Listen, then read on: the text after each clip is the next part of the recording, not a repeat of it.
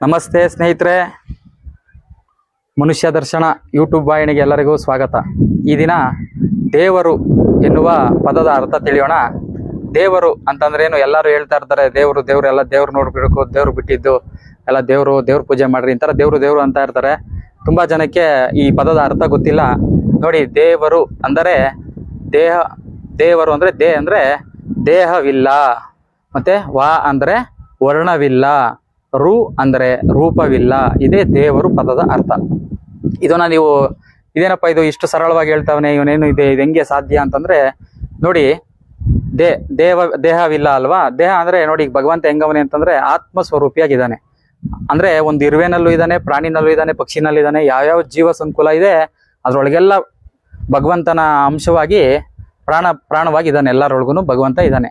ಅದೇ ದೇವರು. ಅದಕ್ಕೆ ದೇಹವಿದ್ಯಾ? ಅದಕ್ಕೆ ನಮ್ಮ ಆತ್ಮಕ್ಕೆ ದೇಹವಿದ್ಯಾ? ದೇಹ ಇಲ್ಲ ಅದು ಅಲ್ವಾ? ಅದ್ರೊಳಗಿರುವಂತಹ ಶಕ್ತಿ ಅದು. ನಮ್ಮೊಳಗೆ ಎಲ್ಲ ಪ್ರಾಣಿ ಪಕ್ಷಿಗಳಿಗೆ, ಭೂಮಿಯಲ್ಲಿರುವ ಎಲ್ಲಾ ವಸ್ತುಗಳ ಜೀವಿಗಳಲ್ಲೂ ದೇವರು ಈ ತರ ಇದ್ದಾನೆ. ಅದಕ್ಕೆ ದೇಹವಿಲ್ಲ. ವರ್ಣ ಇಲ್ಲ. ಅದಕ್ಕೆ ಜಾತಿ ಇದೆಯಾ? ಎಲ್ಲಾ ಜಾತಿಯವರೊಳಗೂ ಪ್ರಾಣ ಅವನೇ, ಭಗವಂತ ಅವನಲ್ವಾ? ಆತ್ಮ ಸ್ವರೂಪಿಯಾಗವನಲ್ವಾ? ಅದಕ್ಕೆ ಅವನಿಗೆ ವರ್ಣ ಜಾತಿ ಯಾವ ಜಾತಿನೂ, ಎಲ್ಲ ಮನುಷ್ಯ ಜಾತಿ ಒಳಗೂ ಭಗವಂತ ಇದ್ದಾನೆ. ಎಲ್ಲ ಇರುವೆ ಪ್ರಾಣಿ ಪಕ್ಷಿಗೂ ಎಲ್ಲ ಮುಖ ಪ್ರಾಣಿಗಳಲ್ಲೂ ದೇವರು ಅವನೇ ಅಂತಂದ್ಮೇಲೆ ಅದಕ್ಕೆ ಜಾತಿ ಇಲ್ಲ. ಅರ್ಥ ಆಯ್ತಾ? ಈಗ ರೂಪವಿಲ್ಲ. ನಮ್ಮ ಆತ್ಮಕ್ಕೆ ರೂಪ ಇದೆಯಾ? ರೂಪ ಇಲ್ಲ. ಎಲ್ಲಾರೊಳಗೂ ಅವನ ಅಂತಂದ್ಮೇಲೆ ಒಂದೊಂದು ಬಗೆಯಾದ ರೂಪ ಇದೆ ಅಲ್ವ ಎಲ್ಲರಿಗೂ. ಅದ್ಯಾಗಿ ಇದೇ ರೂಪ ಅಂತ ವರ್ಣಿಸಕ್ಕಾಗಲ್ಲ.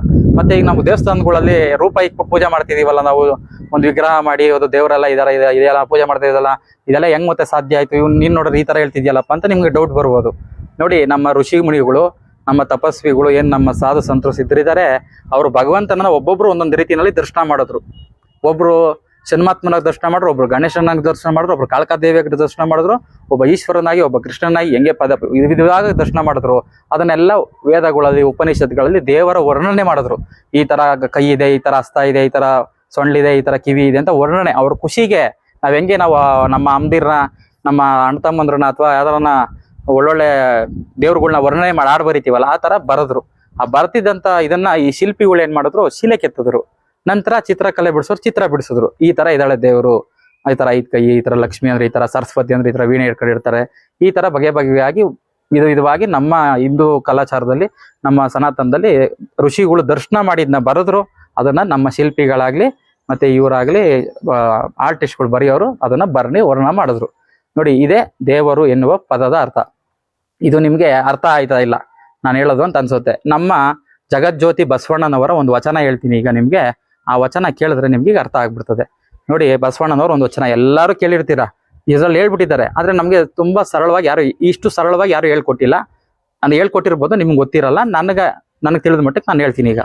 ನೋಡಿ, ಅವ್ರು ಹೇಳ್ತಾರೆ ಒಂದು ವಚನದಲ್ಲಿ, ಕಲ್ಲು ದೇವರು ದೇವರಲ್ಲ, ಮಣ್ಣು ದೇವರು ದೇವರಲ್ಲ, ಮರದ ದೇವರು ದೇವರಲ್ಲ, ಪಂಚಲೋಹದ ದೇವರು ದೇವರಲ್ಲ ಅಂತ ಹೇಳ್ತಾರೆ. ಮುಂದಕ್ಕೆ ಹಂಗೆ ಇದು ಹೇಳ್ತಾ ಹೋಯ್ತಾ ಮತ್ತೆ ಏನ್ ಮಾಡ್ತಾರೆ, ಸೇತು ಬಂದ ರಾಮೇಶ್ವರ, ಗೋಕರ್ಣ, ಕಾಶಿ, ಕೈದಾರ ಮುಂತಾದ ಪುಣ್ಯ ಕ್ಷೇತ್ರಗಳಲ್ಲಿರುವ ಯಾವುದೇ ಪುಣ್ಯ ಕ್ಷೇತ್ರದಲ್ಲಿರುವ ದೇವರು ದೇವರಲ್ಲ ಅಂತ ಹೇಳ್ತಾರೆ. ಇಷ್ಟ ಹೇಳ್ಬಿಟ್ಟು ಸಿಮನಾಗಲ್ಲ ಅವರು. ಮತ್ತೆ ದೇವರೆಲ್ಲವನೇ ಅಂತ ನಮ್ಗೆ ಪ್ರಶ್ನೆ ಹುಟ್ಟಿಸ್ತಾರೆ. ಅವಾಗ ಮತ್ತೆ ಅವ್ರು ಉತ್ತರ ಕೊಡ್ತಾರೆ ಬಸವಣ್ಣನವರು. ತಾನರಿದು ತಾನಾರೆಂದು ತಿಳಿದೊಡೆ, ತನಗೆ ತಾನೇ ದೇವರೋಡ ಅಪ್ರಮಾಣ ನೋಡ ಕೂಡಲ ಸಂಗಮ ದೇವ ಅಂತ ಹೇಳ್ತಾರೆ ಬಸವಣ್ಣನವರ ವಚನ. ಈಗ ನೀವು ತುಂಬಾ ದಿವಸ ಕೇಳಿರ್ತೀರಾ. ಇವಾಗ ಅವರು ದೇವರು ಎಲ್ಲಿದ್ದಾರೆ ಅಂತ ಹೇಳಿದ್ರೆ ಗೊತ್ತಲ್ವ? ಈಗ ನಮ್ಮೊಳಗೆ ನಾವು ಕಂಡಾಗ, ನಮ್ಮೊಳಗೆ ನಾವು ಭಗವಂತನ ದರ್ಶನ ಮಾಡಿದಾಗ ನಾವೇ ದೇವರೋಡ ಅಪ್ರಮಾಣ ಆಗ್ಬಿಡ್ತೀವಿ. ಅಂದ್ರೆ ಭಗವಂತ ಇದ್ದಾನೆ, ನಮ್ಮಲ್ಲೂ ಆತ್ಮ ಸ್ವರೂಪವಾಗಿದ್ದಾನೆ. ಈ ಆತ್ಮ ಭಗವಂತನ ಸೇರಿದ್ರೆ ಅದೇ ಪರಮಾತ್ಮ. ಆ ಪರಮಾತ್ಮನ ದರ್ಶನ ಎಲ್ಲರೂ ಮಾಡಿ, ನಿಮ್ಮೊಳಗೆ ನೀವು ಈ ದರ್ಶನ ಮಾಡ್ಬೇಕು ಅಂದ್ರೆ ನೀವು ಮೊದ್ಲೇನ್ ಮಾಡ್ಬೇಕು ಅಂತಂದ್ರೆ, ನಿಮ್ಮ ವಾತಾವರಣ ಚೆನ್ನಾಗಿ ಇಕ್ಕೊಬೇಕು, ಒಳ್ಳೆ ಹಿರಿಯರ ಸವಾಸ ಮಾಡ್ಬೇಕು, ಒಳ್ಳೆ ಗುಣ ಇರೋರು ಸವಾಸ ಮಾಡ್ಬೇಕು, ಯಾವುದೇ ದುಶ್ಚಟಗಳಿಗೆ ಬಿಟ್ಬಿಡ್ಬೇಕು, ಜಾತಿ ಧರ್ಮದಿಂದ ಹೊರಬರಬೇಕು. ಜಗತ್ತಲ್ಲಿ ಪ್ರಕೃತಿನೇ ಸತ್ಯ, ಭಗವಂತ ಇರೋನೊಬ್ಬವನೇ, ಅವನೇ ಸತ್ಯ, ನಾವು ಸತ್ಯ ಅಂತೇಳಿ ಸತ್ಯ ಜೊತೆ ಬದುಕಿದ್ರೆ ನಿಮ್ಗೆ ಎಲ್ಲ ದರ್ಶನ ಸಿಗುತ್ತೆ, ಗುರುಗಳ ಆಶೀರ್ವಾದ ಸಿಗುತ್ತೆ, ಭಗವಂತನ ಸಾಕ್ಷಾತ್ಕಾರನೂ ನಿಮ್ಗೆಲ್ಲ ಆಗುತ್ತೆ. ಯಾರು ಮನಸ್ಸಲ್ಲಿ ಗೊಂದಲ ಇಕ್ಕೊಂಬೇಡ್ದು, ದುಃಖ ಇರ್ಕೊಂಬೇಡ್ದು, ತೊಂದರೆ ಇಕ್ಕೊಂಬೇಡ್ದು ಅಂತ ಈ ನನಗೆ ಗೊತ್ತಿರುವಂತ ಸತ್ಯ ನಿಮ್ಗೆ ನಾನೀಗ ತಿಳಿಸಿದ್ದೀನಿ. ಎಲ್ಲರೂ ಆರೋಗ್ಯವಾಗಿ, ನೆಮ್ಮದಿಯಾಗಿ, ಸಂತೋಷಕರವಾಗಿ, ಮೂಢನಂಬಿಕೆಯಿಂದ ಹೊರಬರಲಿ ಅಂತ ಇದನ್ನ ಹೇಳಿದ್ದೀನಿ. ಯಾರಿಗಾದ್ರೂ ಬೇಜಾರಾಗಿದ್ರೆ, ನನ್ನ ಮಾತಿಂದ ದುಃಖ ಅನಿಸಿದ್ರೆ ದಯವಿಟ್ಟು ನನ್ನ ಕ್ಷಮಿಸಿ. ಎಲ್ಲರಿಗೂ ಒಳ್ಳೇದಾಗ್ಲಿ. ನಮಸ್ತೆ.